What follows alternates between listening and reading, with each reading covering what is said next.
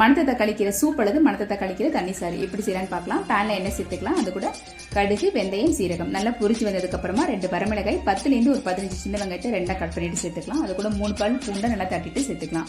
வெங்காயம் பூண்டு நல்லா வதங்கி வந்ததுக்கு அப்புறமா 1 டீஸ்பூன் அளவுக்கு மஞ்சள் தூள், அது கூட வாஷ் பண்ணி வச்சிருக்க மணத்த தக்காளி கீரையும் சேர்த்து நல்லாவே வதக்கி விட்டுடலாம். மணத்த தக்காளி கீரை வந்து குடல் புண், வாய் புண்ணுலாம் ரொம்ப நல்லது. அதே மாதிரி சம்மர் சீசன்ல நம்மளுடைய உடல் சூட்டை வந்து தணிக்கிறதுக்கு இது ரொம்ப ஹெல்ப் பண்ணும். பாருங்க, கீரை நல்லாவே வதங்கி வந்துருச்சு. இந்த ஸ்டேஜ்ல நான் அரிசி வாஷ் பண்ண தண்ணியை அது கூட சேர்த்துருக்கேன். ஃபர்ஸ்ட் வாஷ் பண்ற தண்ணியை கீழே ஊற்றிட்டு அதுக்கப்புறம் வாஷ் பண்ணிட்டு அந்த தண்ணியை இது கூட சேர்த்துக்கோங்க. தேவையான அளவுக்கு உப்பு சேர்த்து இதை நல்லா கொதிக்க விடலாம். பாருங்க, இந்த அளவுக்கு நல்லா கொதிச்சு கீரை வெந்து வந்துருச்சு. இந்த ஸ்டேஜ்ல 1 கப் அளவுக்கு தேங்காய் பால் சேர்த்துக்கலாம். தேங்காய் பால் சேர்த்துட்டு ரொம்ப நேரம் கொதிக்க கூடாது. லாஸ்டா 1 டீஸ்பூன் அளவுக்கு சீரகத்தூள் சேர்த்துக்கலாம்.